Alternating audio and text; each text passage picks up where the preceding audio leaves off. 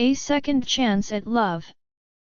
Previous episodes are available in playlist. A link is given in the video description. Episode 71. Daddy and Mommy are coming home soon. They're going to get worried if they see you in this state. Only then did Estella go to the bathroom reluctantly. Sonia glared at Catalina. Catalina was worried about Archie and Benny, but she was in no place to go against Sonia. She had no choice but to walk away helplessly.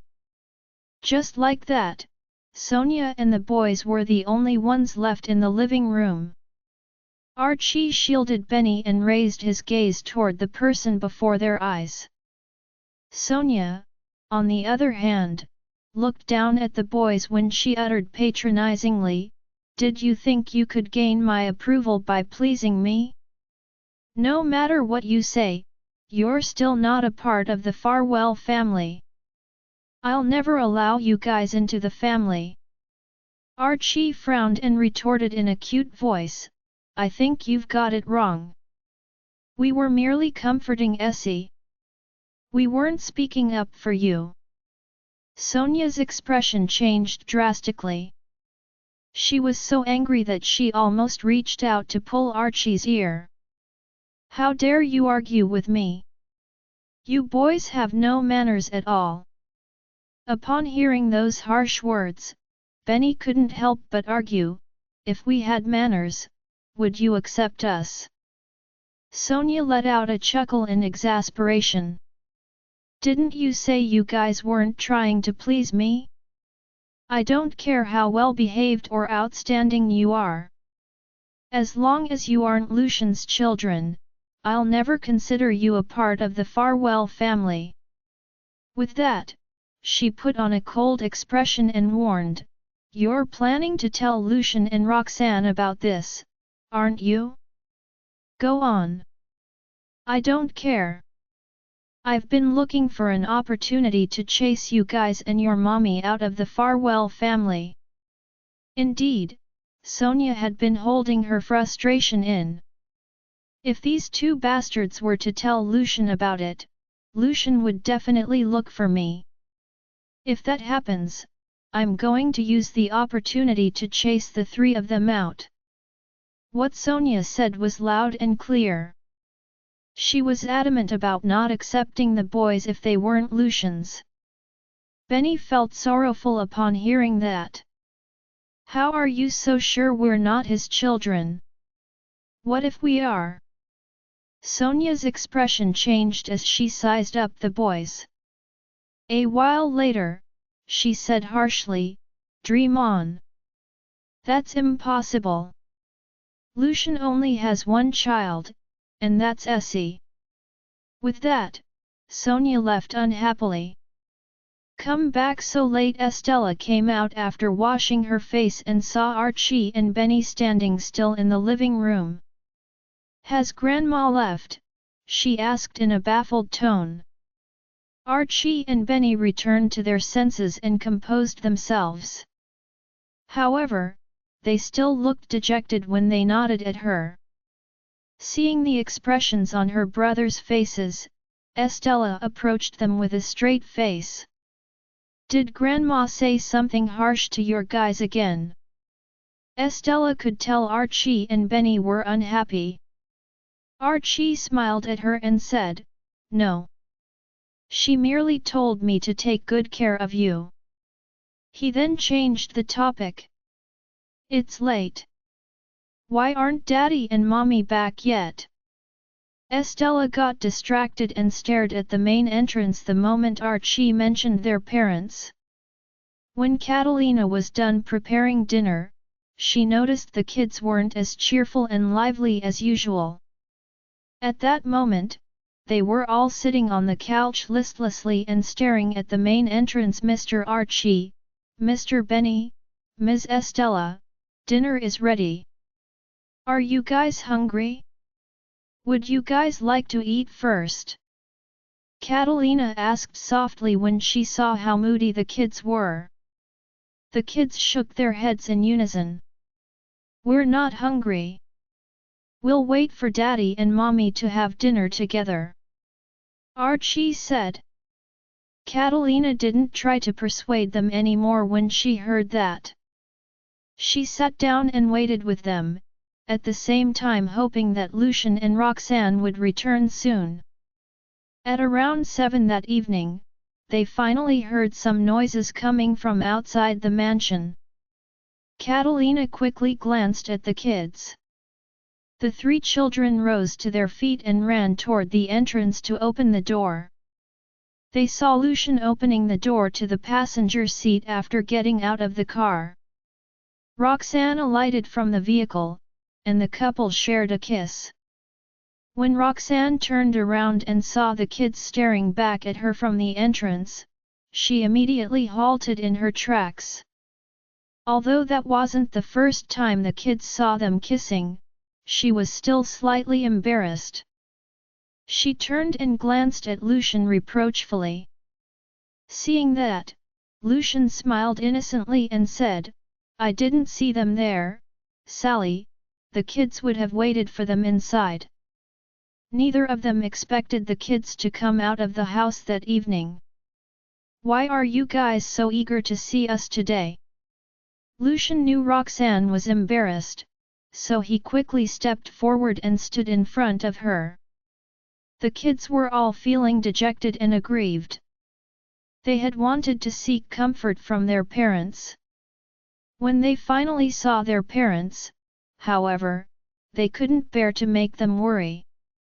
Both Estella and Benny didn't know how to answer Lucian's question, so they turned to look at Archie.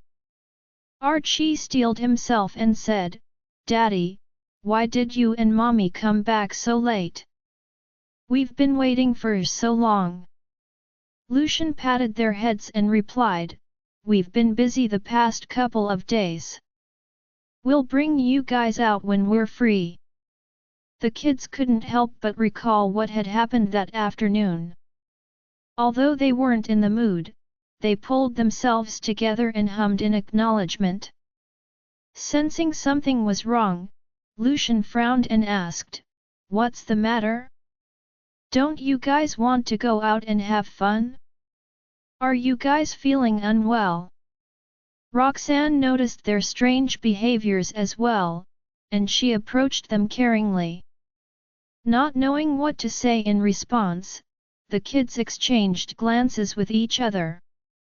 The kids had lied to him. Catalina took a glance at the 3 children as he approached Lucian and explained, "Mrs. Farwell came this afternoon and took Ms. Estella, Mr. Benny, and Mr. Archie out to play. They must be exhausted from all the fun they had." Initially, the boys did not plan to talk about it. Since Catalina brought it up, they had no choice but to nod in agreement. The news left Roxanne totally flabbergasted. Sonia took them out to play? She has never liked Archie and Benny. If she wanted anyone to have fun, it would have been Essie only. Why did she include the boys too? Moreover, the boys obviously don't look happy. Frowning, she wanted to pursue the matter further but hesitated. I'd put Lucian in a difficult spot if I continued to ask about Sonia. At that thought, Roxanne changed the topic.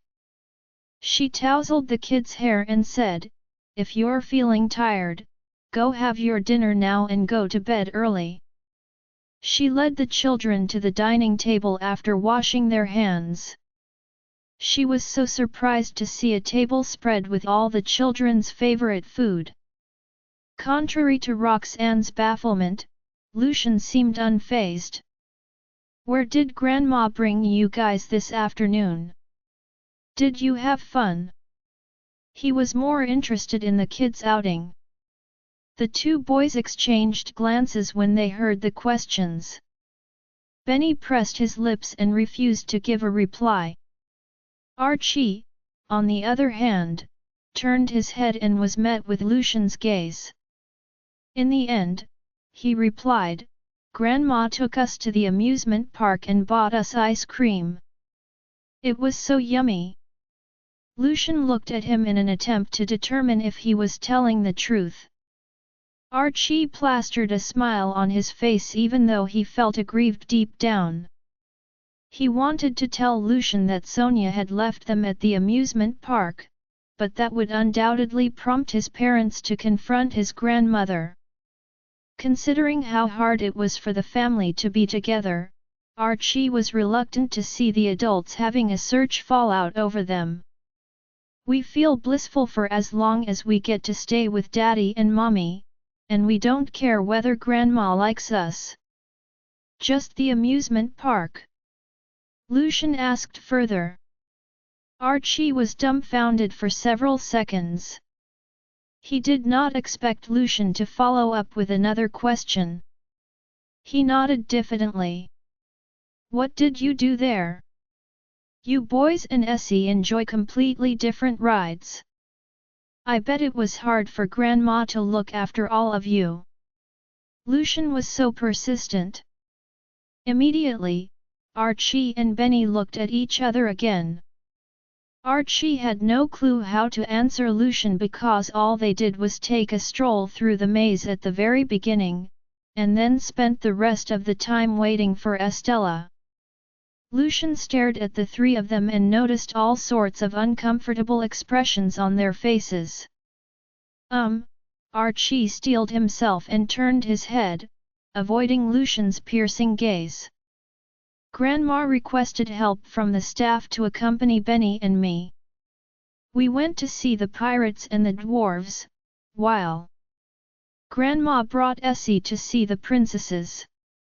Those were the characters they saw when walking around. The boys remembered the names, but they had no idea what the rides were all about. Luckily, Lucian did not ask for any details. Truth be told, he could tell that the kids had lied to him. Otherwise, the person who volunteered to speak would not have been Archie. The boys had very distinctive characteristics. If they were happy, Benny would be the first one to tell him everything even before he had a chance to ask. The fact that Benny had been silent and had made Archie bite the bullet for the team, Lucian knew that Benny was hiding something. You do not need to worry. The looks on the kids' faces made Roxanne suspect something was amiss. However, she held herself back from investigating more, especially in Lucian's presence. After dinner, she intended to take the children outside, but Lucian had other plans. I wonder how are things with Jonathan? How about you call him and find that out? Upon deliberation, Roxanne decided to prioritize the matter of the medicinal herb supplier and dialed Jonathan's number. I can still probe the little ones for more information during bedtime. With that, she headed to the study to make the phone call. Jonathan was caught off guard when he received the call, thinking that Lucian wanted Roxanne to urge him to hasten the process. He started giving her a detailed explanation. At the end of the conversation, he asked about her relationship with Lucian, and they chatted for a long while. Meanwhile, the children sensed that something was off and said in the sweetest voice, "Daddy, we're heading to the garden to play." Afterward, they left quietly. Lucian furrowed his brows and stalked them from behind. When the trio turned their heads and realized that their father was following them, their faces sank at once. "Tell me what happened in the afternoon." Lucian stared at them solemnly. Archie and Benny hung their heads low, unwilling to speak. Estella was not aware of the full story, but since Lucian kept probing, she took the initiative to give him a summary. "Grandma took us to the amusement park first, then she brought me to the mall. Archie and Benny came back by themselves. She knew it was very dangerous for her brothers to return home on their own and felt bad when she said it. Lucian's expression changed when he heard that. He gazed at the boys and asked, "Was that all? Why didn't Grandma bring you two along?" The boys cast a glance at their sister and replied softly, "We didn't want to join them, so we came home by ourselves." Lucian's frown deepened when he saw them averting their eyes. "Head back into the house first, Essie. I need to talk to your brothers." Estella strode toward the living room obediently, leaving her father and brothers in the garden. "Can you tell me now? I promise to keep it among us three."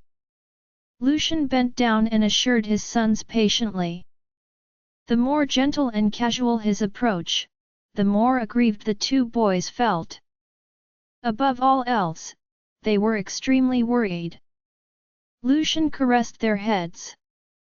"Mommy and I will be very concerned about you if you insist on not saying anything. Do you boys want us to be worried all the time?"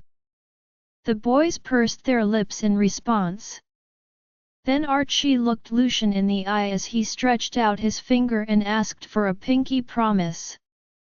"Daddy, could you promise us you won't argue with Grandma about this?"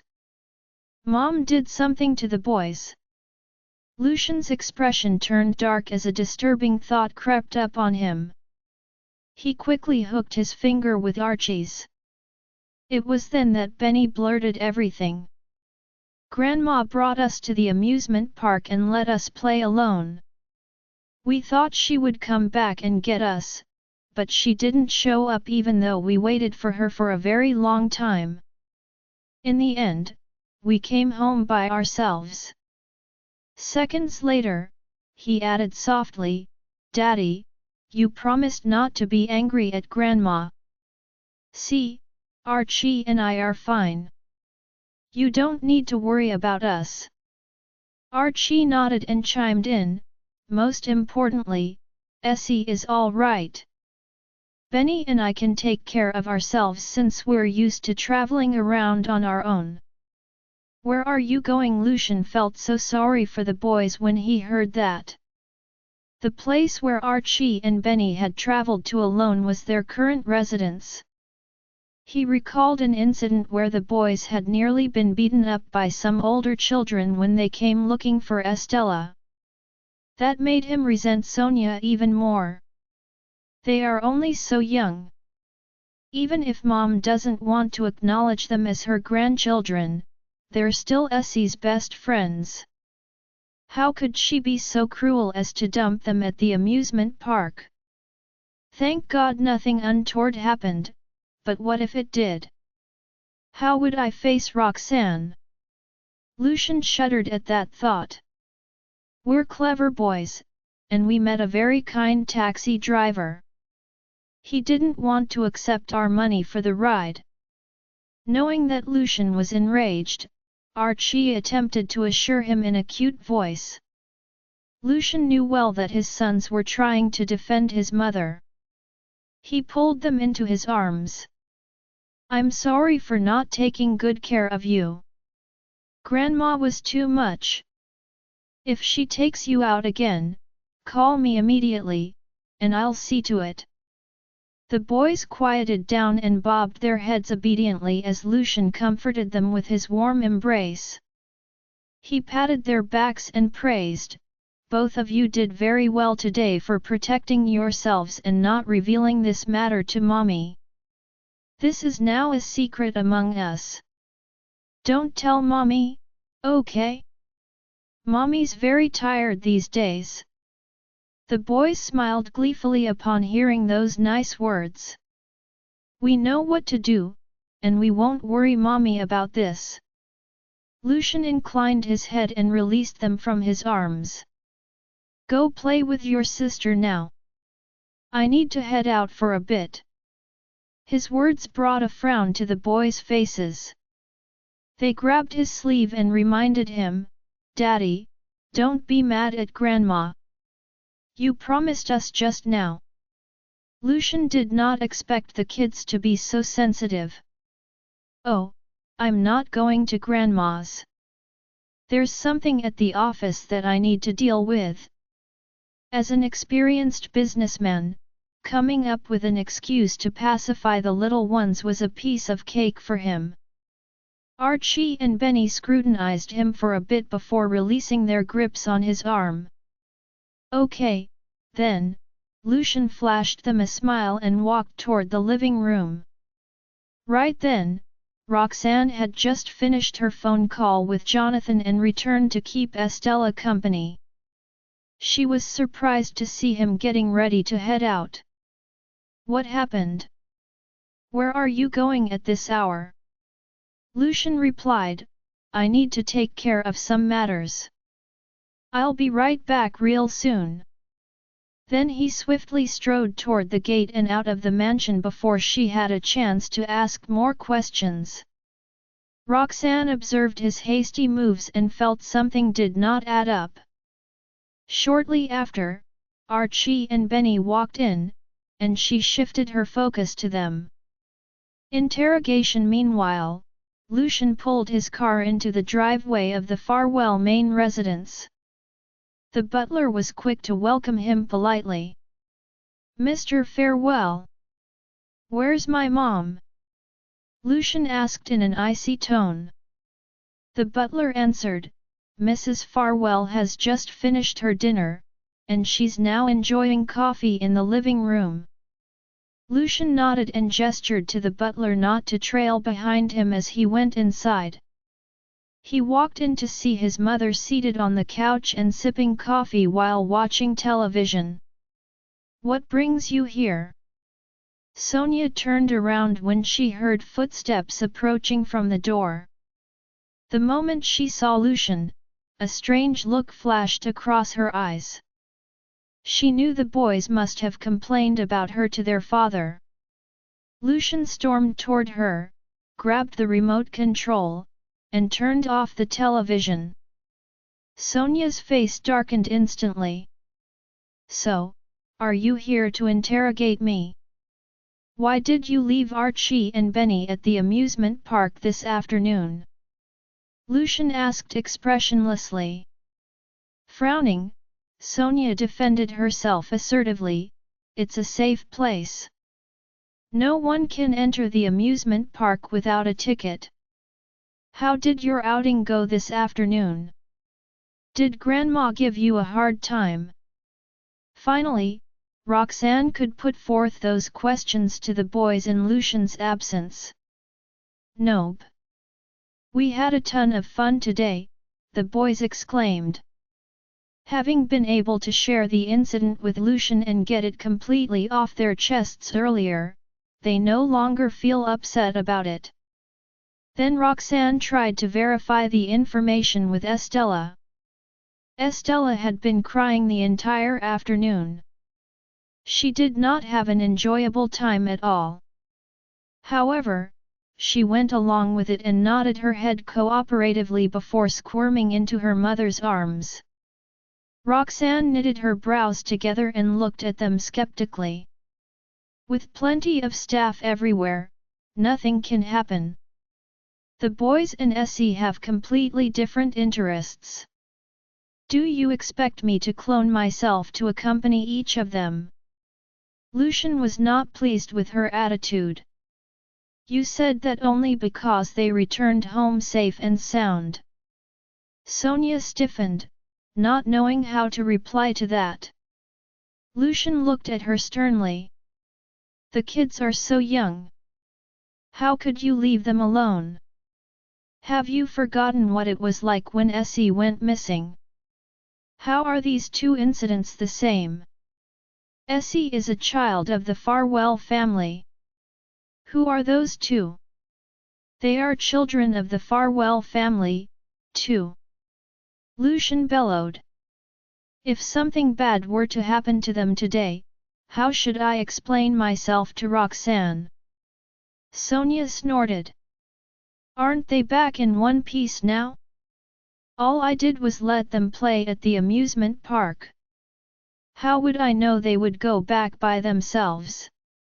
In other words, Sonia was putting the blame on the boys. Lucian could not believe his ears. He roared, "What makes you think that you're without any fault? How is your action any different from those traffickers?" Sonia grimaced. "How could you say that about me? I'm your mother." They continued quarreling. Hearing the commotion, Elias came downstairs. He asked for the full story when he saw the two locking horns fiercely. When he learned that his wife had left two young boys to fend for themselves at the amusement park, he was astonished beyond words. "I know you dislike Roxanne, but you shouldn't have taken your anger out on the two innocent children. How do we even explain to Roxanne if something really happens to the boys? How would you explain this to the public?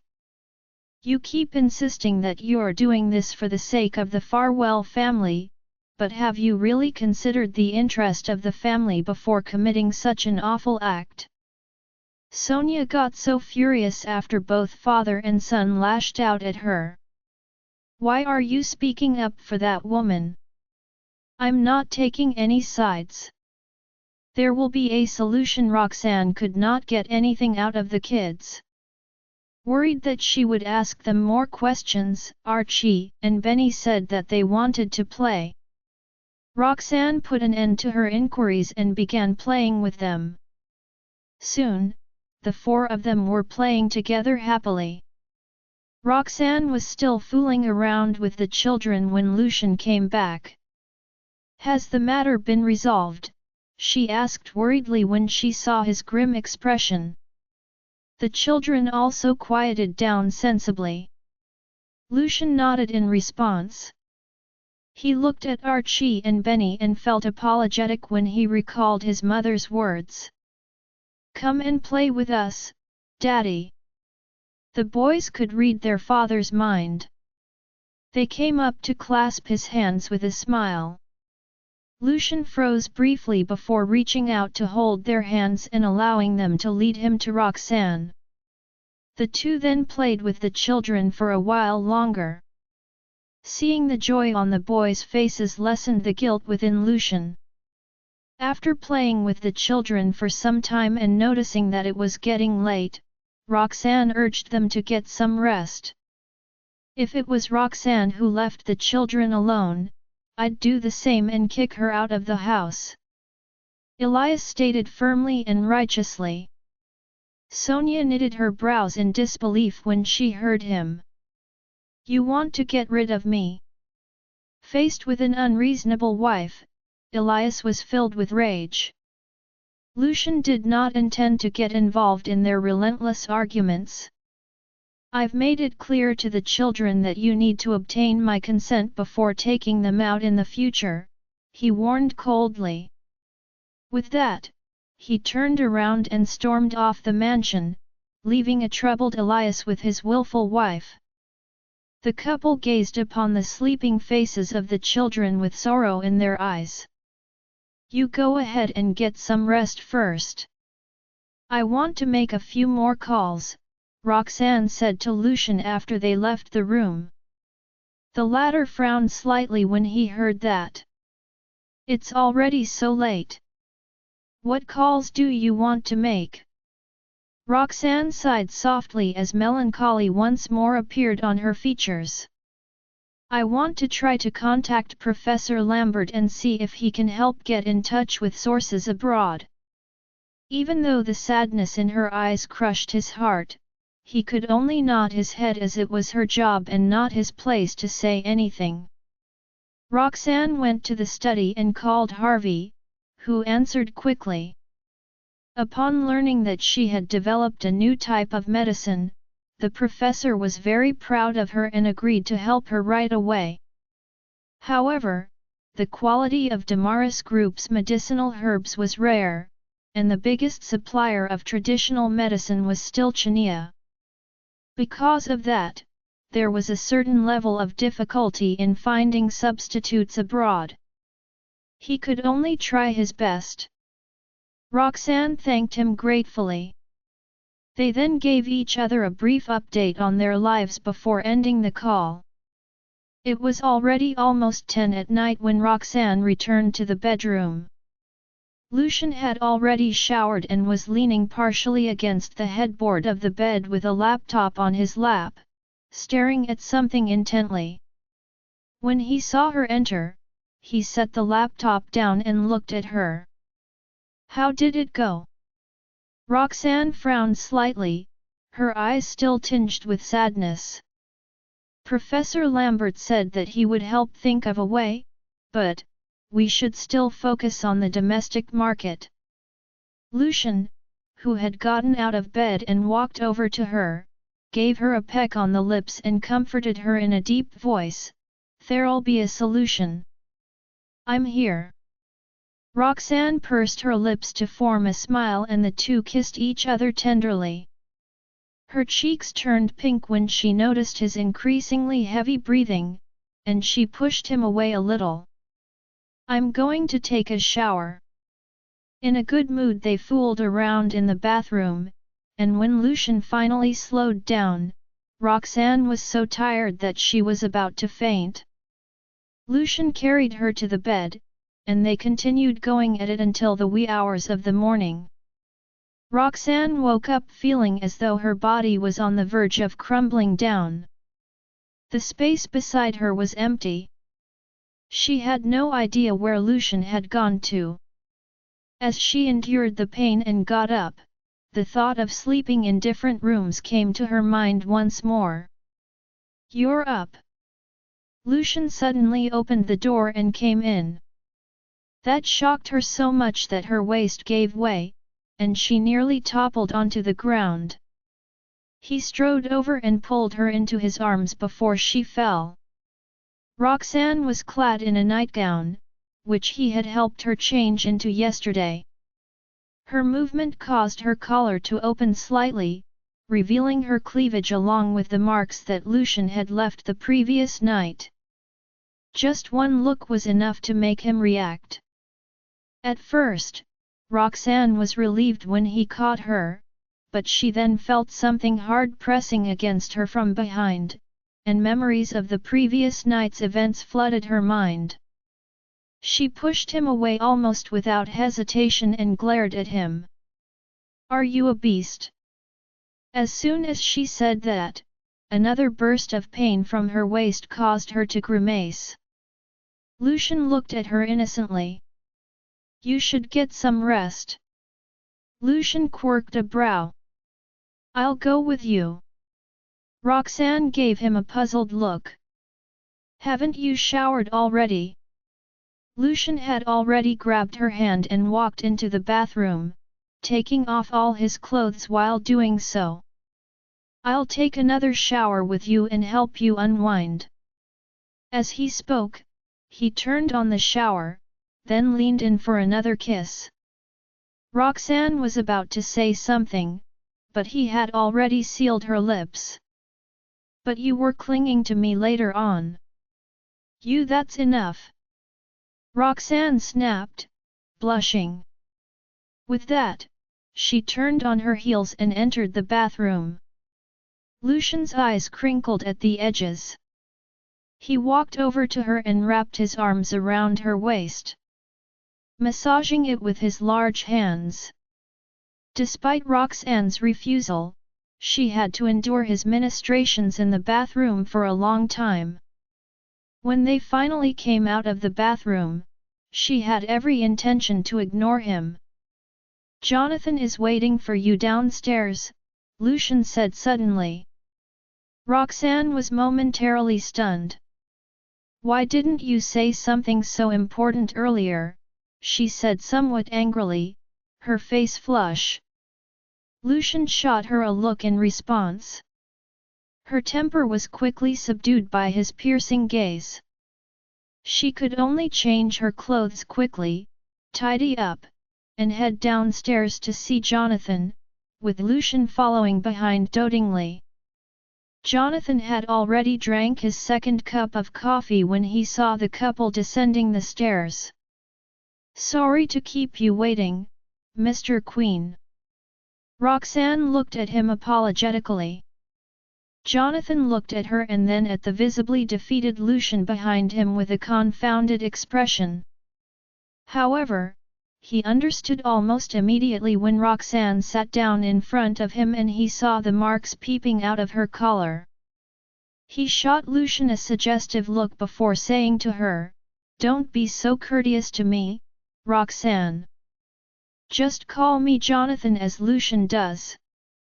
Roxanne could not help but be taken aback by his words and felt that the form of address was a little inappropriate. "Since my return to the country, Jonathan has helped me a lot, but we aren't that close. Jonathan grew up with me, so there's no need to be so courteous with him." Lucian sat down beside her and held her hand as though it was the most natural thing to do. In front of Jonathan, Roxanne was still a little embarrassed to grasp his hand. She struggled against him but he wouldn't let go, so she could only let him be. Jonathan sighed inwardly when he saw how intimate his friend and Roxanne were. "All the hard work and plans I devised weren't in vain. Sign the contracts so." "Jonathan, why are you here? Have you found other medicinal herb suppliers that we can work with?" After a brief moment of hesitation, Roxanne decided to change the way she addressed Jonathan. The smile on Jonathan's face grew wider as he nodded and replied. "Most of the medicinal herbs suppliers have readily agreed to collaborate with the Research Institute, all thanks to the hard work you have poured into establishing a good reputation for it."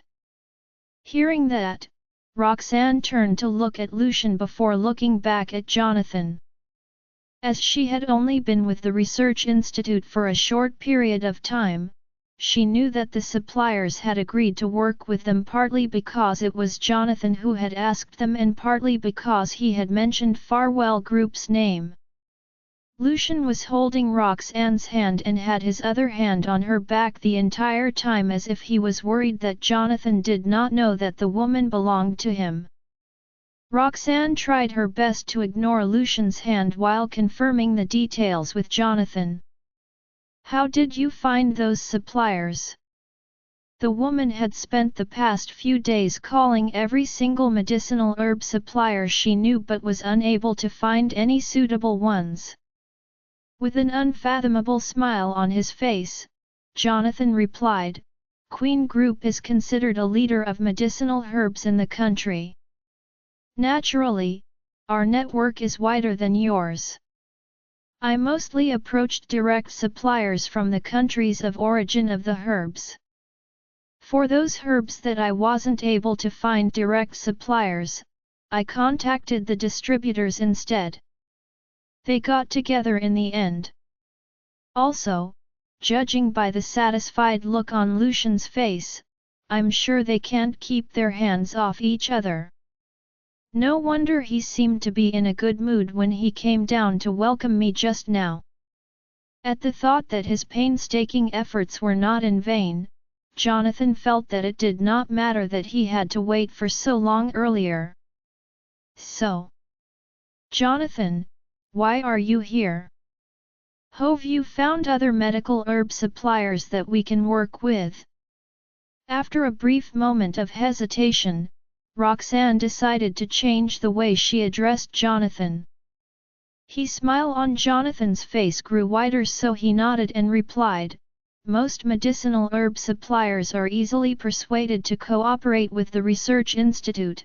Ola thinks about the work you have put in to establish a good reputation for it." Hearing that, Roxanne turned to look at Lucian before looking back at Jonathan. As she had only been with the Research Institute for a short period of time, she knew that the suppliers had agreed to work with them partly because it was Jonathan who had asked them and partly because he had mentioned Farwell Group's name. Lucian was holding Roxanne's hand and had his other hand on her back the entire time as if he was worried that Jonathan did not know that the woman belonged to him. Roxanne tried her best to ignore Lucian's hand while confirming the details with Jonathan. How did you find those suppliers? The woman had spent the past few days calling every single medicinal herb supplier she knew but was unable to find only suitable ones. With an unfathomable smile on his face, Jonathan replied, Queen Group is considered a leader of medicinal herbs in the country. Naturally, our network is wider than yours. I mostly approached direct suppliers from the countries of origin of the herbs. For those herbs thought I wasn't able to find direct suppliers, I contacted the distributors instead. So, Jonathan, why are you here? Have you found other medicinal herb suppliers that we can work with? Roxanne nodded in understanding. But Jonathan shot a glance at Lucian. You get what you pay for. Although the herbs are guaranteed to be of superior quality, they cost a lot more as well. Jonathan had only gone ahead to talk to those suppliers based on Lucian's assurance that cost was not an issue. He knew that Lucian would step in if Roxanne could not afford those herbs. As Roxanne was still basking in excitement after hearing the good news, she did not notice Jonathan looking at Lucian. Money isn't an issue. I was going to buy the medicinal herbs from Damaris Group at 3 times the original price but was rejected by them. I don't think it can get more expensive than that, right? You were going to purchase the herbs from Damaris Group at 3 times the original price. Jonathan widened his eyes in shock. Does the Research Institute have that much money? Roxanne smiled in embarrassment. I only made that offer because I was confident that we would make good returns on the medicine in the future. I thought it wouldn't be an issue incurring more upfront costs. Jonathan let out a dry laugh and nodded. You're right, Roxanne. The new suppliers will definitely charge you less than what you were ready to pay for. Roxanne breathed a sigh of relief and replied, I can accept anything lower than that. She proceeded to confirm a few details about some of the more important herbs with Jonathan, who explained to her patiently. Roxanne felt completely reassured after her conversation with Jonathan. I have no more questions. Could you check with them when is the earliest we can sign the contract? We can't afford to wait any longer. Jonathan looked toward Lucian nervously, directing the question at him. Roxanne furrowed her brows in confusion when she noticed the interaction between the two men. A moment later, Lucian said in a deep voice, those suppliers requested to sign with Queen Group. They will supply the medicinal herbs to Queen Group, who will then supply the herbs to the Research Institute. Also, they requested that Farwell Group be the guarantor. Unexpected collaboration. With that, the two men looked at Roxanne cautiously. Ultimately, the herbs were for the Research Institute, and they were not sure what she would think about the involvement of the Queen and Farwell families. Noticing their expressions, Roxanne replied with amusement, I don't have any issue with that. We wouldn't be able to secure the suppliers without the help from both of you anyway. Any solution was a good solution as long as it could help the Research Institute. Hearing that, both men heaved a sigh of relief. Let's hold a press conference in the afternoon, then. Jonathan said. Roxanne was stunned. What's the press conference for? Jonathan replied helplessly, an opportunity to collaborate with Farwell Group doesn't come by every day. Obviously, those medicinal herb suppliers would want everyone to know about it. However, they won't be attending the press conference. It will only be the 3 of us. Lucian lowered his gaze to look at the woman and said, if you don't like that, we can do it in a different way. Farwell Group can issue an official statement directly. After all, the point was to let the public know about their collaboration with Farwell Group. After giving it some thought, Roxanne decided to compromise. What time in the afternoon?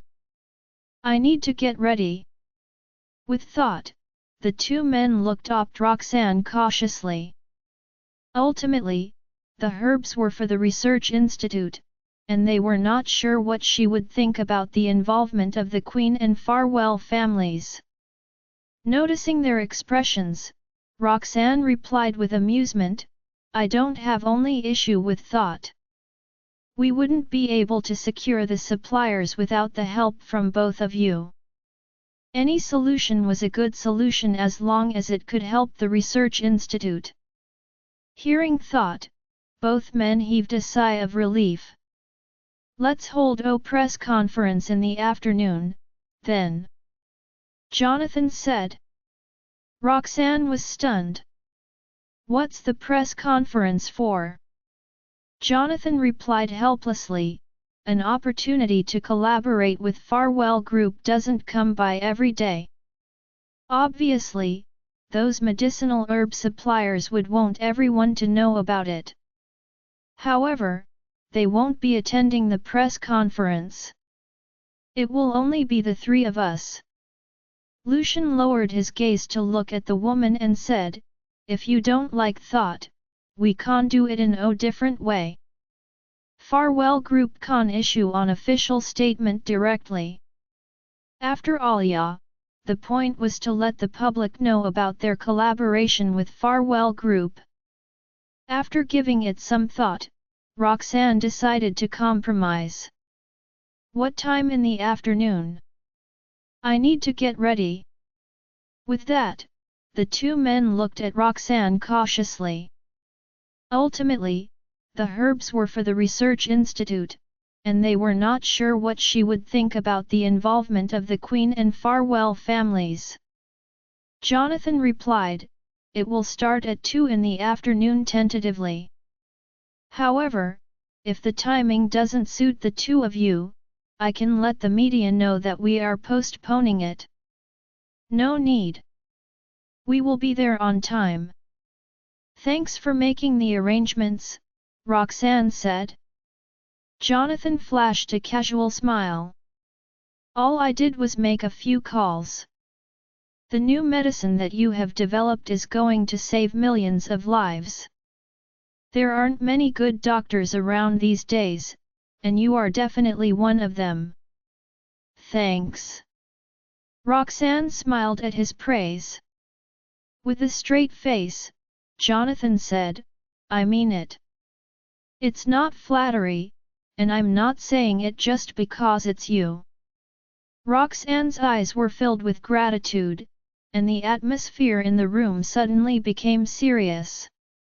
The next moment, Jonathan chuckled and stood up. All right, I shall make a move first. See you guys later and don't be late. After saying that, he pointed at Roxanne's neck and reminded her gingerly, remember to wear a high-collar outfit. He did not want the focus of the press conference to be the couple's relationship. If that happened, the suppliers would probably feel offended. Roxanne followed Jonathan's gaze. Even though she wasn't able to see anything from her angle, she quickly realized what the man was referring to. A blush of embarrassment spread across her cheeks as she glared at Lucian. Lucian turned toward Jonathan with a darkened expression and said, Aren't you leaving? Why are you talking so much? If you have anything to say it at the press conference later. Jonathan smiled sheepishly and left after saying goodbye to them. Not as husband and wife, Roxanne was annoyed with him leaving the hickey in such a visible spot, but at the same time, she was also grateful that he helped solve the trouble at the research institute. For a moment, she did not know how to respond. Lucian was unbothered. He walked up to hug her from behind. After glancing at the hickey on her neck, he kissed the same spot again. Roxanne avoided him, her face red. You knew about it long ago, did you? Lucian looked at the spot with disappointment. I should have left it on your neck. Hearing that, Roxanne got even more frustrated. I won't be able to conceal it even if I want to. Lucian shrugged and responded, I want everyone to know you're mine. Before Roxanne could throw a fit, he rested his head on her shoulder and whispered in her ear, I have no choice but to resort to this method since you refuse to accept my proposal. He sounded quite aggrieved. Roxanne knitted her brows slightly but was quick to regain her composure. She reached up to pat his head. Soon, Lucian and Roxanne were the only ones left in the room. Roxanne glared at Lucian in annoyance before she stood up and walked toward the mirror to check out the hickey on her neck. As if he had done it on purpose, the hickey was planted on the spot between her neck and shoulder, a position where her collar could barely cover and just a slight movement from her would expose it. Roxanne recalled the look in Jonathan's eyes when she was walking down the stairs earlier, and it suddenly occurred to her that he must have already seen it then. At that realization, the woman instantly blushed. Just then, she saw Lucian's reflection in the mirror. She did not notice him walking over. With her face flushed red, Roxanne was about to scold Lucian when the man spoke first. Smiling affectionately at Roxanne, he said, Never have I imagined that we will get to collaborate one day. I look forward to working with you, Dr. Jarvis. With a soft voice, she coaxed him, Does it matter if I agree or not? What difference does it make? Lucian caught her hand and kissed it. It's not the same. He gazed into her eyes deeply before releasing her hand from his grip. We should get ready. It's getting late. Roxanne was annoyed with him leaving the hickey in such a visible spot, but to the same time, she was only grateful thought he helped solve the trouble out the research institute. For a moment, she did not know how to respond. Lucian was unbothered. He walked up to hug her from behind. After glancing at the hickey on her neck, he kissed the same spot again. Roxanne avoided him, her face red. You knew about it long ago, did you? Lucian looked at the spot with disappointment. I should have left it on your neck.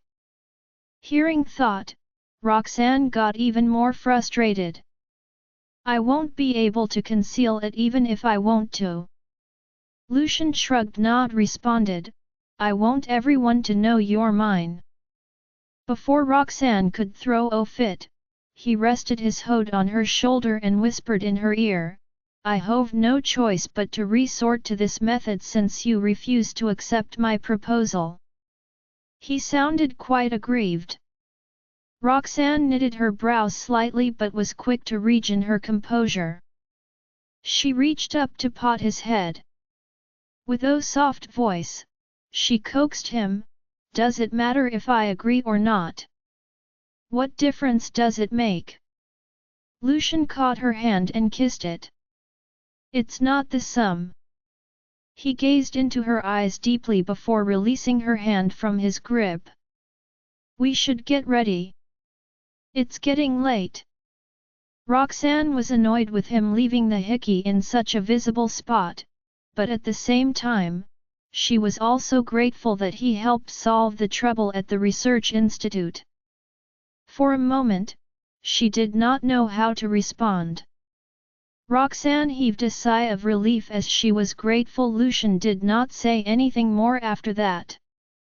Lucian held her hand and walked her out. Mommy. Daddy.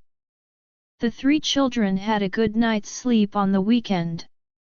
As they were walking downstairs, they noticed Lucian and Roxanne holding hands.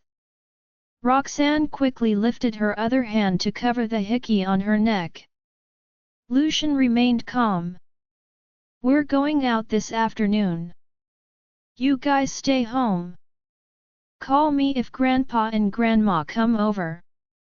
The little ones obediently inclined their heads in acknowledgement.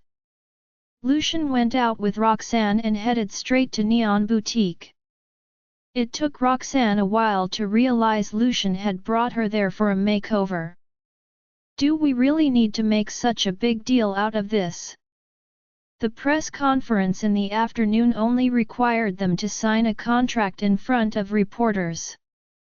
All Lucian needed to do was put on a suit for the occasion. Yet, he clearly had a different idea in mind. Instead of loosening his grip on her hand, Lucian led her into the store upon hearing her words. "I'm not just doing this for you. I need to prepare too." Roxanne looked at his back, wondering what else the man needed to prepare for. "He's already looking like Prince Charming. This is the first time we will officially appear together in front of the media. Though we're not appearing as husband and wife, it's still worth paying attention to." Lucian meant every word he said. To him, the press conference in the afternoon was not just about the contract. It was also an opportunity to announce their relationship to the world. Every time he thought of how Jack had been eyeing her with obvious interest, Lucian felt a twinge of jealousy. Knowing what Lucian had in mind, Roxanne decided to do as he said. The Farwells had long been loyal customers of Neon Boutique, and that was why they could enjoy VIP privileges in the store. The head of Neon Boutique headquarters in Horrington even took the trouble to style them personally. "Mr. Farwell, while styling, the person in charge chatted with Lucian as he was familiar with Lucian. He would occasionally turn his attention to Roxanne as he spoke. Roxanne and Lucian knew what he wanted to ask even before he finished his sentence. It was obvious he was eager to find out if they were ready to go public. Lucian glanced at him and asked, "What do you think?" The ambiguous answer he gave made the person in charge think he had misunderstood them. "I see. Got it. I'll make you guys look good. Don't worry." Too flashy. A hint of amusement flashed across Lucian's eyes when he saw how Roxanne wanted to deny it but was hesitant to speak. In a deep voice, he instructed the head of Neon Boutique, "Keep it simple. She doesn't like anything too extravagant." The person nodded repeatedly and even praised Roxanne. "Mrs. Farwell is a natural beauty. She's gorgeous even without makeup. You two are simply a perfect match, Mr. Farwell." Roxanne did not let the remark get to her. He probably praised Aubrey the same way when she came for styling a few months ago. The head of Neon Boutique took 2 hours to style Roxanne and Lucian. He fixed Roxanne's cascading locks behind her ear with a gleaming pearl hairpin and gifted her a pair of pearl earrings. In addition to presenting her with subtle yet sophisticated makeup, he also attired her in a snowy white slim-fitted blazer with a corresponding skirt in the same tone, endowing her with a delicate and refined appearance. As for Lucian, he deftly combed his hair backward, accentuating his flawlessly chiseled facial features.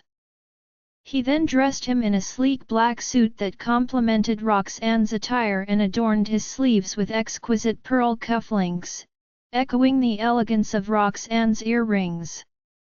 At first glance, the two looked like a couple. Seeing their outfits, Roxanne could not help but hesitate. "Lucian, I think A hint of amusement flushed across Lucian's eyes when he saw how Roxanne wanted to deny it but was hesitant to speak. In a deep voice, he instructed the head of Neon Boutique, "Keep it simple. She doesn't like anything too extravagant." The man nodded repeatedly and also praised Roxanne. "Mrs. Farwell is a natural beauty. She's gorgeous even without makeup. You two are simply a perfect match, Mr. Farwell." Roxanne did not let the remark get to her. He probably praised Aubrey the some way when she come for styling a few months ago. The head of Neon Boutique took 2 hours to style Roxanne and Lucian. He tucked Roxanne's hair behind her ear with sparkling pearls and gifted her a pair of pearl earrings. In addition to presenting her with subtle yet sophisticated makeup, she dressed Olive in a snowy white slim blazer with a skirt for some accents, giving her a delicately inconspicuous look. As for Lucien, he deftly combed his Hoyer book word, and highlighted his unmistakably chiseled fossil features. He then dressed him in a sleek block suit that complemented Roxanne's auteur and adorned his sleeves with pearl cufflinks, echoing the beauty of Roxanne's earrings. At first glance, the two looked like a couple. Seeing their outfits, Roxanne could not help but hesitate. "Lucian, I think," a hint of amusement flashed across Lucian's eyes when he saw how Roxanne wanted to deny it but was hesitant to speak. In a deep voice, he instructed the head of Neon Boutique, "Keep it simple. She doesn't like anything too extravagant." She wanted to say it was inappropriate for them to appear like a couple, but Lucian was satisfied with their looks. He even told the person in charge he would buy all the garments and accessories worn today. Roxanne was taken aback when she saw the bill of the entire ensemble, together with their styling, amounted to nearly $1 million. Confronted with such a staggering amount, she had to bite back her initial disbelief. Any last-minute alterations would undoubtedly cost them even more. Just because Lucian has money doesn't mean we should spend it like there's no tomorrow. It was 1 in the afternoon when they left Neon Boutique. They only had an hour left until the press conference. Jonathan, who had called to hurry them along, was relieved when he learned they were on their way.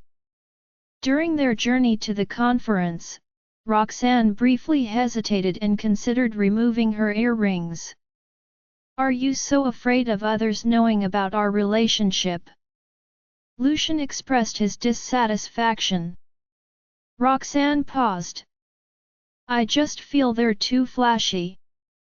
The media has been speculating about our relationship since the last statement was released. If we're seen together, it's practically an official announcement. So, what difference do our outfits make?" Lucian said with his eyes fixed on the road ahead. He only said so because he was afraid Roxanne would refuse to wear the same outfit as him. It was a spur-of-the-moment decision, as Lucian saw the opportunity to make their relationship official and decided to seize it. Roxanne hesitated for a moment before responding softly, "I don't mean to upset you. I just feel the signing ceremony is a work occasion." She continued nudging Lucian. "Besides, even if I don't wear the earrings, our clothes are already matching." As Roxanne took a gentler approach to make him understand her concern, Lucian reached out and held her hands. The thought of Farwell Group and Queen Group conducting a joint press conference still gave Roxanne butterflies in her stomach. Throughout the drive to the venue, Roxanne kept asking Lucian for guidance on the details to pay attention to during the joint conference. Lucian, noticing her anxiety, did his best to ease her anxiety and reassure her.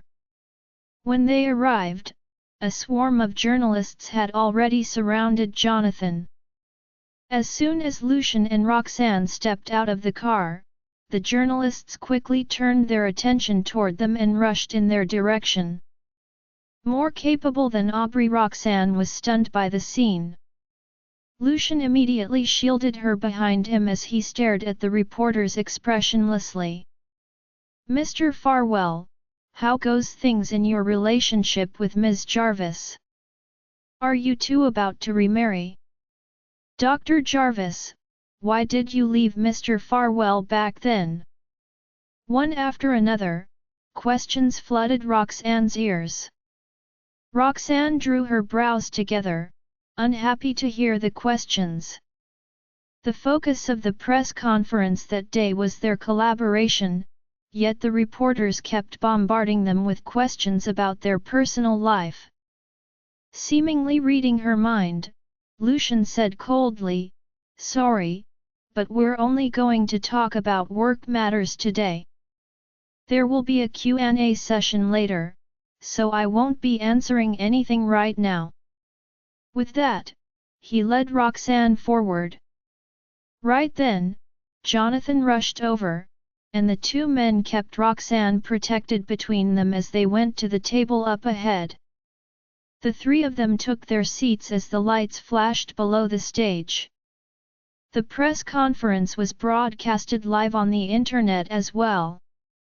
When the netizens saw Roxanne appearing with Lucian, the chat room went into an uproar. One netizen wrote, "Dr. Jarvis is a beauty. She's my wife, and Mr. Farwell's my husband." Someone replied, "Keep dreaming. Mr. Farwell and Dr. Jarvis are the ultimate couple. They're even wearing matching outfits. What kind of otherworldly love do they have?" Roxanne was stunned by the scene. Lucian immediately shielded her behind him as he stared at the reporters expressionlessly. "Mr. Farwell, how goes things in your relationship with Ms. Jarvis? Are you two about to remarry?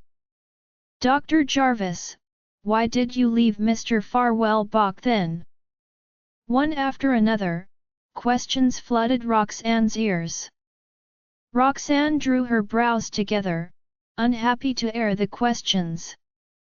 The focus of the press conference that day was their collaboration, yet the reporters kept bombarding them with questions about their personal life. Seemingly reading her mind, Lucian said coldly, "Sorry, but we're only going to talk about work matters today. There will be a Q&A session later, so I won't be answering anything right now." With thought, he led Roxanne forward. Right then, Jonathan rushed over, and the two men kept Roxanne protected between them as they went to the table up ahead. The three of them took their seats so the lights flashed below the stage. The press conference was broadcasted live on the internet so well. When the netizens saw Roxanne appearing with Lucian, the chat room went into an uproar. One netizen wrote, "Dr. Jarvis is a beauty. She's my wife, and Mr. Farwell's my husband." Someone replied, "Keep dreaming. Mr. Farwell and Dr. Jarvis are the ultimate couple. They're even wearing matching outfits. What kind of otherworldly love do they have?" Roxanne was stunned by the scene. Lucian immediately shielded her behind him as he stared at the reporters expressionlessly. Another commented, "Dr. Jarvis is as attractive and capable as Mr. Farwell if she can work with him. Who'd get sick of a power couple like them?" The people were chatting away, but all they had were praises for Roxanne. When they saw Roxanne and Lucian signing the contract, they sang even more compliments about them. At that moment, Sonia, who had found out that Farwell Group would be working with Roxanne's research institute that afternoon from Elias and said she did not care about it, was tuning into the live broadcast. When she saw the matching outfit her son had worn with Roxanne, her expression darkened. Is he working or what? Does he even know what all these people are talking about? Is there even anyone who cares about the collaboration? Elias glanced at the broadcast and agreed with them. It's not as if they're wrong. Roxanne's indeed much more capable than Aubrey. Sonia shot him a glare in response. Roxanne must be the one who made Lucian wear that. She must have pestered Lucian until he agreed to the collaboration too. How else would Roxanne's tiny research institute get the chance to work with Farwell Group? Elias disagreed. Even if you don't believe Roxanne, you should have trust in Lucian. He's not one to prioritize his heart over his mind. The clothes, upon deliberation, he continued confidently, I'd say it was Lucian who suggested wearing matching outfits instead. Elias had been working in the corporate world for so many years. He could easily spot Roxanne's uneasiness. Even though she seemed as though she was unbothered by everything, he noticed that she would look at her clothes awkwardly every once in a while. He guessed that she must be troubled by the clothes she was wearing. Elias smiled and shook his head. I have to admit that my son has crossed the line by doing this. Uncomfortable to hear Elias siding with Roxanne and see the netizens complimenting Roxanne, Sonia forcibly changed the topic. Stop watching. Electra and her family will be reaching soon. Hurry up and tidy up a little before we welcome them in. It's been years since we last saw them. I wonder how Electra is doing now. The Lane family was a family friend of the Farwell family. They were a leading figure in luxury goods and migrated to AP a few years ago. Electra Lane was the Lane family's only daughter, and she was 2 years older than Lucian. The two of them were considered childhood friends. Nothing to do with Damaris Group. Meanwhile, Hector saw the live broadcast on the internet as well. He saw Lucian announce that Farwell Group would be working with Roxanne's Research Institute and that Queen Group would be supplying medicinal herbs to the Research Institute. He was dumbfounded.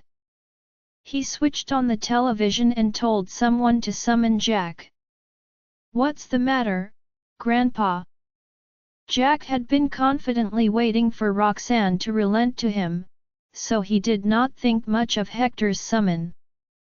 However, the second he entered the room, he saw the live broadcast on the television screen, and he paled. Answer me. How is our collaboration with Dr. Jarvis going so far? Hector asked, clinging to the last bit of hope. By then, Roxanne and Lucian were already signing the contract as shown on the screen. Knowing that he could not keep the matters under wrap anymore, Jack tried to keep a light-hearted tone as he said, as you can see, not too well. Hector slammed his cane against the floor. What do you mean by not too well? It's not going too well to the point Dr. Jarvis decided to turn to another company for her supply of medicinal herbs. A while ago, Hector had heard that Roxanne's Research Institute had developed a new kind of drug that could be released to the market soon. Meanwhile, Hector saw the live broadcast on the internet so well. When he saw Lucian announce thought Farwell Group would be working with Roxanne's Research Institute and thought Queen Group would be supplying medicinal herbs to the Research Institute, he was dumbfounded. He switched on the television and told someone to summon Jock. What's the matter, Grandpa? Jock had been confidently waiting for Roxanne to relent to him, so he did not think much of Hector's summon. However, the second he entered the room, he saw the live broadcast on the television screen, and he pulled. Answer me. How is our collaboration with Dr. Jarvis going so far? Hector asked, clinging to the lost bit of hope. By then, Roxanne and Lucian were already signing the contracts so shown on the screen. Knowing thought he could not keep the matters under wrap anymore, Jock tried to keep a light-hearted tone, so he said, "As you can see, not too well." Hector slammed his cone against the floor. "What do you mean by not too well?" "It's not going too well to the point Dr. Jarvis decided to turn to another company for her supply of medicinal herbs.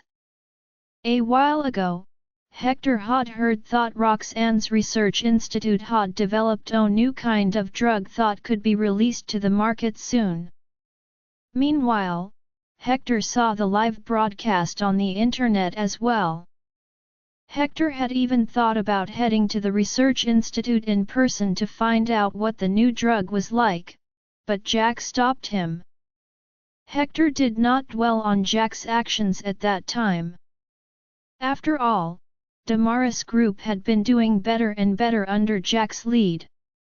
Hector believed that Jack's collaboration with Roxanne would go equally smoothly. Yet, his wait lasted for half a month. Hector had never thought that not only would he not hear the good news about Damaris Group's collaboration with Roxanne, but he would also hear the announcement of Roxanne's collaboration with another company. At the sight of Hector's fury and the matching outfits in close proximity of Roxanne and Lucian, Jack was filled with rage. He had never expected Roxanne to actually look for another company, let alone through the Farwell family. Not only did he not get what he wanted, but he even gifted his idea to Farwell Group. "I want an explanation. What is going on?" Hector roared and stomped the ground when he heard no reply from Jack. Jack came back to his senses and lowered his gaze in silent contemplation for a while. "Grandpa, I've tried my best to score a collaboration with her, but you have no idea how Dr. Jarvis, with Lucian's guidance, refused to relent when it came to the profits. She had been putting us in tough spots, and it was impossible for us to negotiate anything with her." Hector snapped, "Why didn't you come to me when this happened?" Jack quietly raked his gaze over Hector in disdain, but he maintained a respectful look. "Dr. Jarvis told me she needed time to mull over this after our last negotiation. I never thought she would immediately work with another company instead. It's true that Dr. Jarvis is an excellent doctor, but she's not a good business partner. She doesn't even have integrity." In other words, Jack was putting the blame on her. "Shut up!" Hector threw the cup on the table in his wrath. "Why didn't you come to seek my help when you weren't able to come to an agreement on the profits? I'm old, not dead. If Roxanne were to work with Damaris Group for her newly developed drug, Damaris Group would be able to reach a new high in their reputation. Alas, that had nothing to do with Damaris Group anymore." The reputation of the Damaris family. Jack was still unperturbed despite Hector's wrath. He said, "Grandpa, Dr. Jarvis was insistent about selling the new drug for 120 per box. I'm afraid no one will accept that price because that will not be a profiting deal." When Hector heard that, his vision went dark, and he nearly passed out from his anger. He did not expect the heir he handpicked to put such importance on profits. "Is the Damaris family short of that small amount of money?" the elderly man asked as he held his chest and gasped for air. Jack lowered his head and fell silent, but anyone could still tell what he was thinking about. He felt that the company would end up making losses, so it was not worth working with Roxanne. A surge of disappointment washed over Hector as he looked at his grandson. I chose you as the Damaris family's heir because I thought you'd understand that the Damaris family's reputation of 100 years was made with the kindness of physicians, not the wealth of physicians. Jack answered gloomily, I understand. Hector glared at him again. You do not. How many years has it been since the Damaris family developed a drug that can change many people's lives? We were close to developing a good drug by working with Roxanne, but you messed it up. At that point, the press conference had reached its end. Roxanne and the other two men had gone past the crowd of reporters with the bodyguards escorting them. The collaboration had been set in stone. Knowing that there was no way to turn the tables anymore, Hector gave up. He waved his hand dismissively and muttered, Forget it. I think you've lost track of your initial aspiration. Set aside your task in managing Damaris Group and work in pro bono medical consultations instead to get back your original aspiration. I'll get someone else to manage Damaris Group for now. Jack's heart lurched when he heard that, and he snapped his head upward to stare at Hector in disbelief. Damaris Group has come so far today because of my hard work, but now Grandpa is kicking me aside just like this? How can I just accept this? I haven't even reached my goal yet. Suppressing the emotions bubbling in his chest, Jack lowered his head and apologized to Hector. Grandpa, I'm sorry. I shouldn't have made this decision on my own, but I'm sure there's a way to reverse this situation with Dr. Jarvis. Let me have another talk with her. Hector shook his head in disappointment. It's too late now. Didn't you see that? The whole world now knows that Dr. Jarvis is working with Farwell Group and Queen Group. The Damaris family no longer had anything to do with the new drug her research institute developed. All Hector could hope now was for the public not to know about how the Damaris family could not continue working with Roxanne because of conflicts in profit. If the news about that were to spread, the Damaris family's reputation might suffer.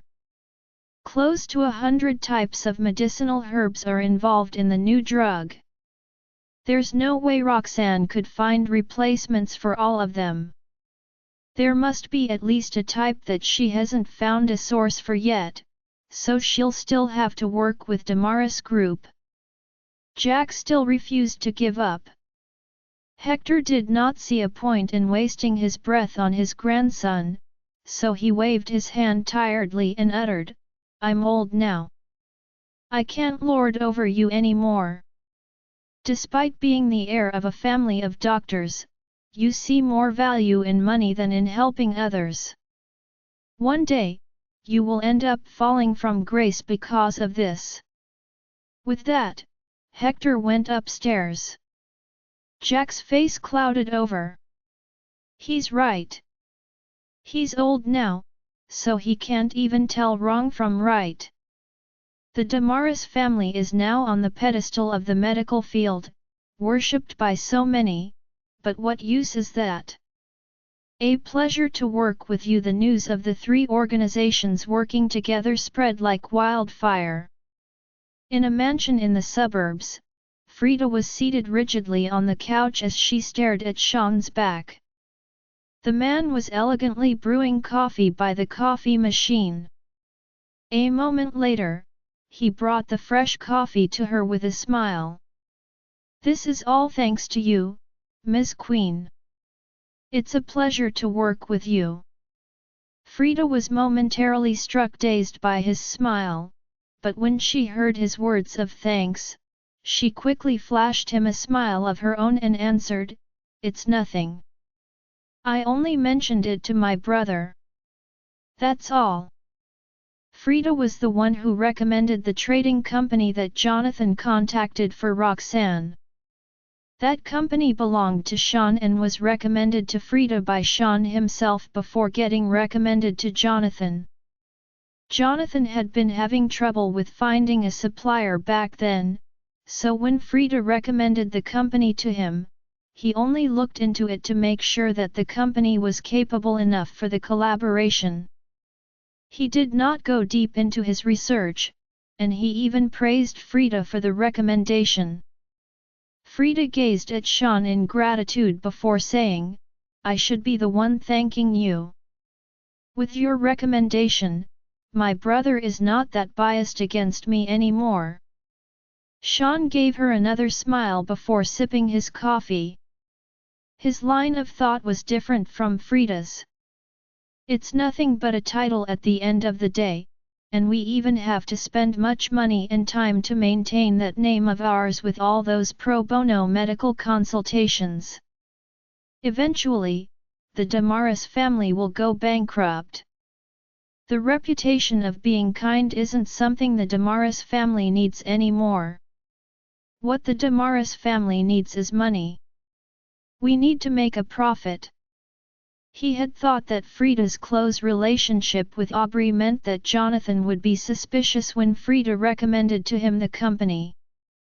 However, it seemed that Jonathan did not have his guard up around his younger sister. With just a snap of his fingers, his company was now working with Queen Group. In other words, he had established a relationship with the Farwell family. With that, anything he wanted to do would be much easier. Sean narrowed his eyes in satisfaction before putting down his cup and turning to Frida. "What would you like for lunch?" He shifted the topic to a more private one. Frida froze for a few seconds before a blush crept onto her face. I am fine with anything. Something simple would do." Sean smiled and nodded. "I'll make the arrangements, then." He then took out his phone to make a call. Once he was done making the arrangements, he led Frida to the car, and they headed to the city center. One had to admit that Sean was a master at flirting. It was a simple lunch, but somehow, he could make it seem romantic. Frida knew that there was nothing between the two of them, but still, she felt as if they were on a date. Sean was delighted to see her flustered. He enjoyed the feeling of courting women. Women who easily responded to flirtations like Frida made him feel accomplished. Furthermore, once he won over Frida's heart, he would have even more ease in carrying out his plans in the future. "Oh, yes. I can't do nothing after you've helped me out so much," Sean started. "Other than the amount we've agreed on with Queen Group, I'll give you 10% of the profits every month. What do you think?" Frida was even more elated to hear that, but she kept her expression composed as she inclined her head. Sean smiled in satisfaction before pretending to sound regretful as he said, "I like your character, but I have some work matters to attend to, so I'll have to be away for a period of time." Frida stiffened. "If he leaves, my plan will fall through." Right as she was gripped by disappointment, Sean continued, "This is the key to the mansion. I hope you can help me keep an eye on my mansion while I'm away. Also, I hope I won't be a nuisance if I contact you." Speak to her. Upon leaving the Damaris residence, Jack drove back to Damaris Group. On the way back, he replayed the live stream of the press conference. The sight of how loving Roxanne and Lucian were filled him with frustration. Upon arriving at Damaris Group, he quickly noticed the strange looks his staff was giving him. Evidently, news of Roxanne forming a partnership with Farwell Group had become public knowledge. "What are you looking at? Go back to your desks!" Jack barked. The crowd gradually retracted their gazes as they returned to their stations. Upon storming back into his office, Jack slammed the door behind him. "Mr. Damaris," Kevin entered warily. "With regard to the medicinal herbs that we have reserved for the research institute, should we continue to set them aside?" Previously, Jack had ordered it to be done, for he was certain that Roxanne would change her mind and collaborate with him. Little did he expect her to form a partnership with Farwell Group and Queen Group instead. Upon a long deliberation, he answered coldly, "Leave them as it is. Call Ms. Jarvis and arrange a meeting. I would like to speak to her." Even if Roxanne had come to an agreement with the other two companies, Jack didn't believe they would be able to send medicinal herbs over to the research institute on such short notice. He still stood a chance as long as he could speak to her before she received the herbs. Upon receiving the instructions, Kevin did as he was told. He made it seem as though there were some romantic feelings between the two of them. Frida froze for a few seconds before a joyous look appeared on her face as her heart skipped a beat. "I will. Don't you worry." Roxanne picked up the call without a moment's delay. "Ms. Jarvis, I'm Mr. Damaris' assistant. I wonder if you have time to spare, as Mr. Damaris would like to have a chat with you." The press conference had just ended, and Roxanne was on the way home with Lucian. Kevin's proposal caused her to look at Lucian by reflex. In response, Lucian nodded, indicating that it was up to her. Retracting her gaze and pursing her lips, Roxanne flatly replied, "Please tell Mr. Damaris that my decision is firm and there's nothing for us to discuss. I have found new partners to work with. The only thing left to talk about is compensation. That is something you should speak to my lawyers about." With that, Roxanne ended the call. Satisfied with Roxanne's decisive response, Lucian held her hand with a smile. Meanwhile, a grim look descended upon Kevin's face, causing Jack's expression to change drastically. "What did she say? When does she have time?" Kevin's voice began to quiver. "Ms. Jarvis mentioned that the only thing left to discuss is compensation. She wants us to talk to her lawyer about it." Jack's eyes narrowed as his voice turned frosty. "Say that again."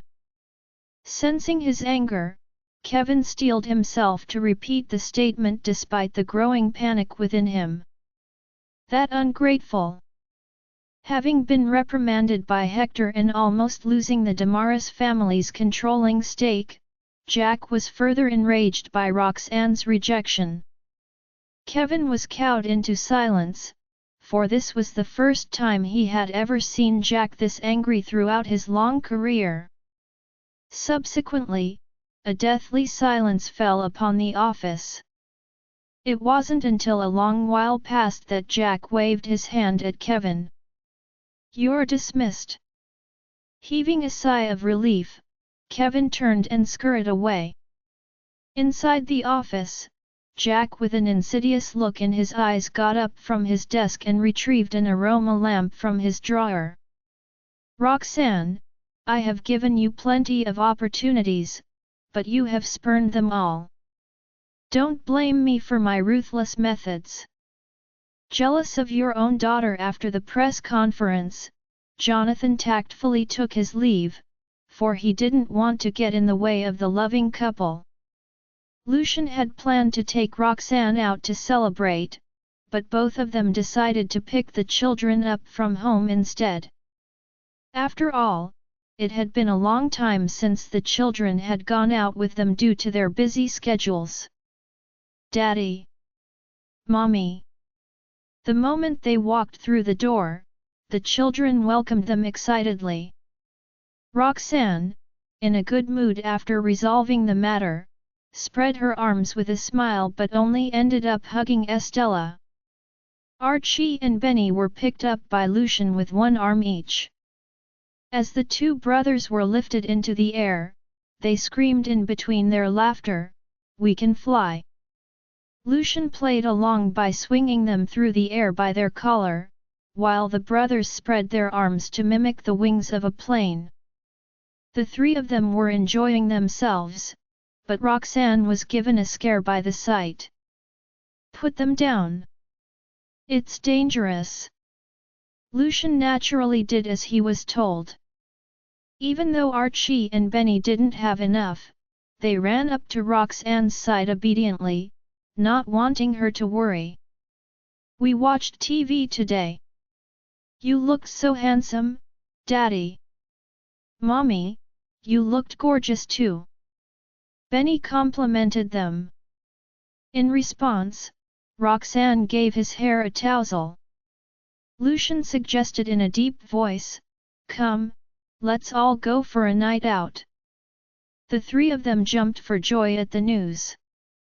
Roxanne and Lucian got the children changed into casual clothing before leaving home. Lucian had made reservations at a high-end restaurant that was located on the top floor of the tallest building in the city center. The entire place was booked for their family alone.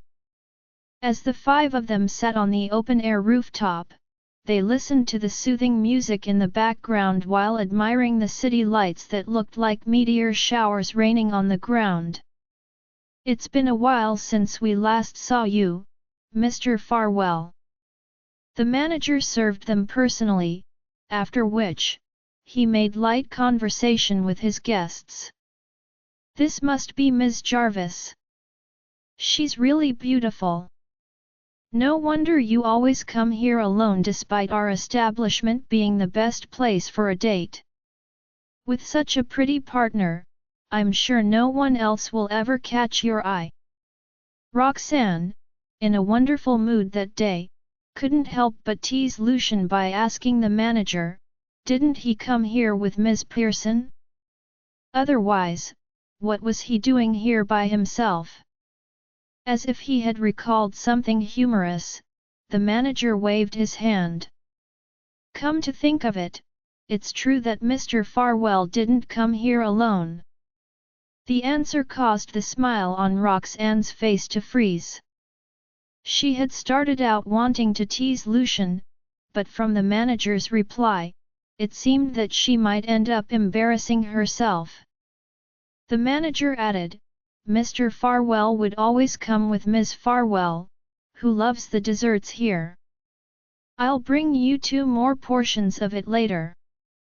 I'm sure the boys would enjoy them too." The moment the manager finished, Roxanne's smile grew more awkward as she thanked him. In an attempt to avoid eye contact with Lucian, she lowered her head to cut the children's steak for them. Once the manager left, it was Lucian's turn to pull her leg in return. "What is it, Ms. Jarvis? Are you jealous of your own daughter?" Roxanne stomped at his feet under the table. "What does jealous mean, Mommy?" Estella gave Roxanne an innocent look. Archie and Benny swiftly stuffed their sister's mouth with some salad so that she would keep her mouth shut. Staring at how hard Roxanne was blushing, Lucian let out a soft chuckle. Waiting for a suitable opportunity after dinner, the 3 children thoughtfully went aside to play. Lucian had informed the manager in advance that the children would be coming along, so the latter had set up a play area that was filled with toys and games where the kids had a great time playing. Meanwhile, Lucian and Roxanne admired the night view from the open-air rooftop. "Thank you." Roxanne turned to Lucian and gave him a grateful look. He cocked his brow in response, and a mischievous glint flashed across his eyes. "Is that all?" Roxanne racked her brains for a moment. "We'll have to give Mr. Queen a treat someday. As for you, I have not thought of what to get you as a gift." She obviously knew that a word of thanks wouldn't be enough to satisfy him. Lucian hugged her from behind, trapping her between himself and the railing, before handing her a glass of red wine. Roxanne proceeded to take it from his hand. "I don't need any gifts." Lucian's voice rang out beside her ear. "You have already given me what I wanted a long time ago." He clinked his glass against hers. "If you really want to thank me." He then whispered something into her ear. Blushing all over, Roxanne turned around and pressed her wineglass against his lips as she protested, "I need to rest." If I hadn't known him well, I would have assumed that he spent the last few years gallivanting all over. Otherwise, how did he end up with such a dirty mind? Having achieved his objective, Lucian took a sip from her wineglass and leaned in to feed her through his lips. Roxanne was bedazzled by the sudden kiss. "Go ahead and get some rest today. We have plenty of opportunities in the future." After giving her a kiss, he brushed his finger across her lips. Upon regaining her senses, Roxanne wanted to return to their seats so as to put some distance between them. However, Lucian put on his serious expression again. "That aside, when are you going to fulfill the promise you made to me?" Roxanne hesitated. After a brief silence, she replied, "I was thinking of waiting for a suitable opportunity." Even though the concern on her face was obvious to Lucian, he had no idea what she was worried about. Unable to bring himself to pressure her, he pulled her into his embrace. "It's fine. I don't mind waiting." After all, the air had been cleared after the press conference today. With a grateful smile, Roxanne wrapped her arms around his waist. Both of them were subsequently locked in a warm embrace underneath the moonlight. Only when it was getting late did they head home together with the children. After having a blast under the manager's watchful eye, the three of them fell asleep the moment they got into the car. When she saw how adorable the sleeping children were and Lucian's serious expression while driving, Roxanne's face brimmed with bliss. She was more than satisfied with the life she currently had. The only outstanding matter was Sonia's inability to accept her and her sons. "It seems that I have to work harder to make it happen." Soon, their car came to a stop at the door of the Farwell residence. After carrying the children out of the car, Lucian and Roxanne carefully sent them back into their room. All three of them were exhausted after the long day and didn't wake up at all. Only after the children were settled in that the two adults returned to their room. When Roxanne emerged from the shower and recalled Lucian's words from the rooftop, a sense of reluctance descended upon her. After how Lucian had ravaged her the night before and their exhausting session in the afternoon, she could still feel the soreness in her hips. However, if Lucian insists. As soon as possible, just as she was concerned about her hips, Lucian emerged from the shower, causing her heart to skip a beat. "You should get some rest. The last 2 days have been exhausting." Lucian came over and pecked her on her lips. Before Roxanne could react, Lucian raised his brows slightly. "However, if you want it, I'm more than happy to satisfy you." His words caused Roxanne's cheeks to burn as she tried to bury herself underneath the blanket. Soon, when the sound of the hair dryer came to a stop, Lucian pulled up the sheets from another side. Upon getting into bed, he pulled her into his arms and fell into a deep slumber. That night, both of them had a good night's sleep. When Roxanne woke up the next morning, she felt fully reinvigorated. It was then that Lucian received a call from Jonathan. As Lucian was still in the bathroom, Roxanne pondered a moment before deciding to pick up. "Jonathan, what can I do for you so early in the morning?" A look of surprise flashed across Jonathan's face when he heard her voice. "Roxanne." Before she could react, he asked tactfully, "Is this a bad time? Where's Lucian?" Without thinking, Roxanne replied softly, "He's showering." "What is it? Showering?" As his imagination began to run wild, Jonathan quickly suppressed his thoughts and explained earnestly, "I just wanted to let you know that the first batch of medicinal herbs has arrived. I'm currently at the port. Do you want to come over to examine them?" The news surprised Roxanne. "That's quick." She had thought that it would take another 2 to 3 days.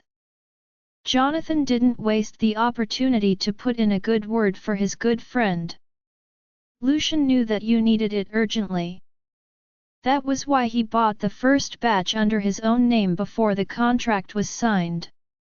He wanted to make sure you received the supplies as soon as possible." Roxanne was naturally touched by the gesture. When Lucian coincidentally emerged from the bathroom, Roxanne intended to hand the phone over to him.